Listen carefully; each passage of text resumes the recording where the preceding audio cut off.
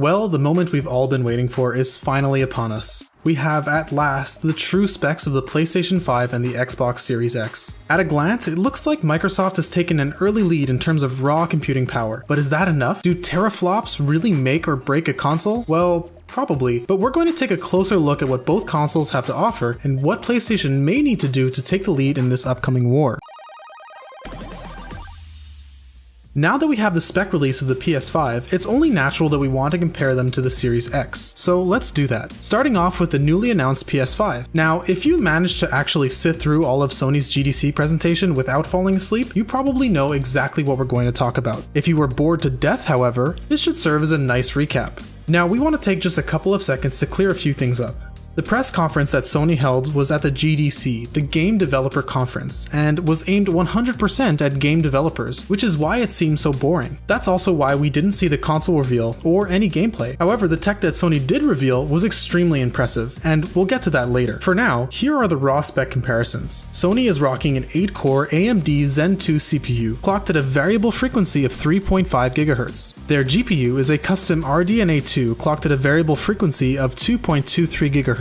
Boasting up to 10.28 teraflops and 36 CUs. For memory, the PS5 has 16 gigs of GDDR6 RAM. Base storage is 825 gigabytes of custom NVMe flash storage with expandable storage available. The PS5 also supports 4K UHD Blu-ray with the potential of 120 FPS and 8K gaming, as well as ray tracing and backwards compatibility with the PS4 and PS4 Pro.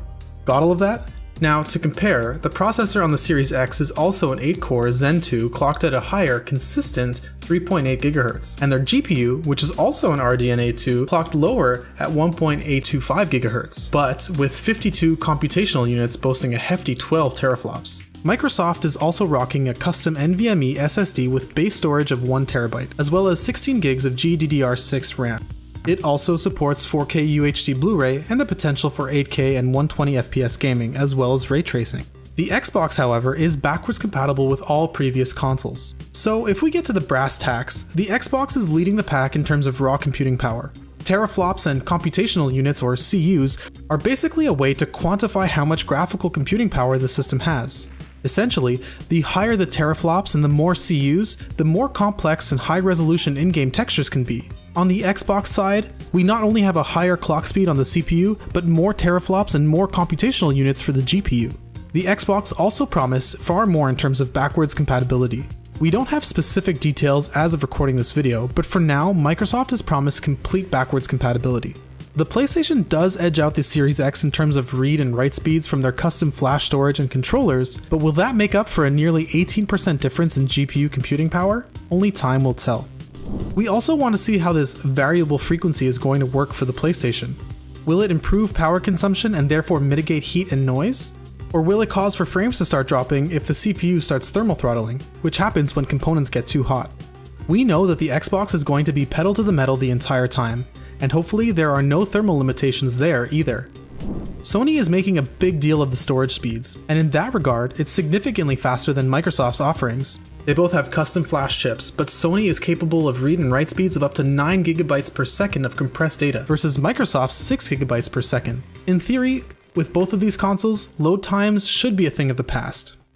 With the current gen that we have now, the hard drives are not even fast enough to load textures into games as we run through the world, which is why we have loading screens. In fact, a lot of games have narrow, winding staircases or long elevator rides just to load textures without giving us the actual loading screen. A clever way to get around loading screens, sure, but a huge headache for game developers. Removing or minimizing load times is great, but Sony aims to do a bit more with their storage solution. Their thought process is that by removing any bottlenecks that loading textures and data brings, the CPU and GPU can focus solely on rendering the game, and despite its weaker numbers on paper, the components can work much more efficiently, delivering better performance in a quieter, cooler package. So then, which console is actually going to be better? Well, right now that's impossible to say. If we're talking purely about numbers, the Xbox Series X is the more powerful machine. How that will translate to real-world performance remains to be seen. While we don't have too much more information on the PS5 other than its specs, Microsoft did give us a pretty good look at what to expect from the monster that is the Series X.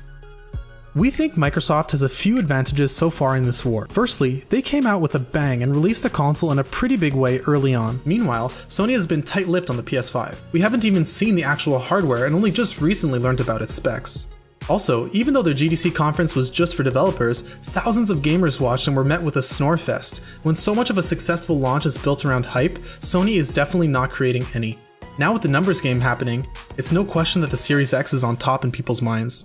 As we discussed earlier about the technical specifications, the Xbox is simply more powerful. Sony claims to be more thoughtful and intuitive, and if that's true, they may actually have a more powerful console with a better gaming experience. In some cases though, bigger is not always better. If you think about the mobile industry, Android devices usually have larger spec numbers but oftentimes perform the same or worse than iOS because of the efficiency of Apple's software and hardware. Comparing the consoles like this is similar to comparing two supercars in terms of raw horsepower. The one with more horsepower may likely be faster, but we need to consider other variables like weight and aerodynamics. Plus, even if one can reach a higher speed than the other, that doesn't necessarily mean it's better on the track. The truth is though, for now, all we have are these specs, and there's no denying that the Xbox Series X has the hardware advantage as well. Now, a console is nothing without games, and while Sony promised hundreds of PS4 and PS4 Pro titles at launch as well as exclusives, we have no names or ideas of these games. Microsoft has come out of the gate with their Game Pass, which is like a subscription-based service reminiscent of Netflix. While PlayStation Now is half the price of Game Pass still seems like it's the better of the two services. With Game Pass, you're getting exclusive titles delivered right to the service at launch. You get access to discounts on certain games, and it can even be bundled with Xbox Live. Not only that, all 400 games can be directly downloaded to your device to improve gameplay. While Sony does offer 800 games, not all of them can be downloaded, so if you don't have a great internet connection, you might experience some lag and buffering. With Microsoft's Play Anywhere and smart delivery features, they extend the lead even further. Play Anywhere allows you to, well, you guessed it, play anywhere. Microsoft exclusive games can be played both on PC and Xbox and vice versa. Smart delivery ensures that you never have to re-buy a game. If you get Cyberpunk 2077 on the Xbox One X, you can play it when it's released on the Series X at no extra cost. So after all of this, it would seem as though Microsoft has the lead in nearly every category, and if we're looking purely at the spec sheet, that's basically how it is. What would Sony need to do to try to take this lead back? Well, for starters, PSVR was a huge success for the PS4, and it really brought VR to the masses with its ease of use. Going forward, Sony is most likely going to release a PSVR 2. Now, of course, everything about the PSVR 2 is rumored and nothing is confirmed by Sony, but given the success of PSVR, it only makes sense. The question is, what will the new headset bring? Will it just be a spec bump, or will it be completely wireless and bring new hardware like the rumored controller that enables finger tracking?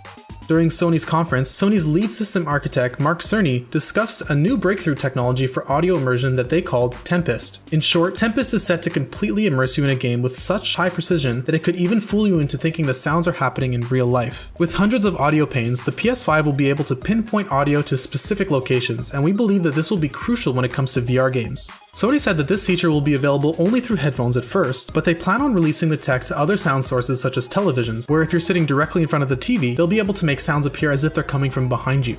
Microsoft also revealed that they're taking sound very seriously with their audio ray tracing technology, but it seems as though Sony is taking it to another level. Of course, like with everything else in this video, time will tell. Finally, we have the developers. During the Sony conference, they made it clear that this console was built for the developers. A lot of what we put into a console derives directly from the needs and aspirations of the game creators. They went and asked game developers what the most important components were when designing a game and what they can do to improve their process. The answer, according to Sony, was unanimously storage speed, which is why Sony puts so much into their custom SSD.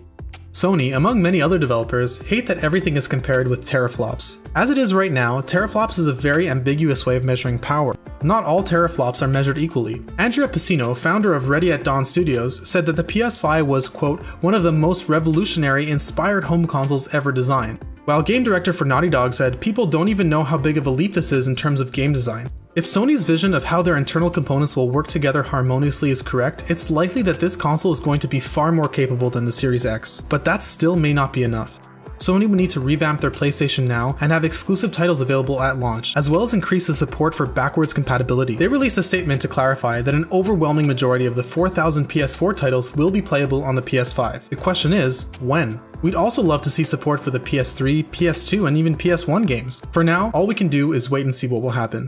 Be sure to subscribe to get more updates as news keeps coming in about these new consoles. We're really excited to see what happens. We think that a rising tide raises all ships, and we can't wait to see what Microsoft and Sony have up their sleeves. Do you think that Sony's claims of intuitive hardware is smoke and mirrors to cover up the lower numbers? Is Microsoft going to blow Sony out of the water this year with their improved services and insane hardware specs? Let us know in the comments.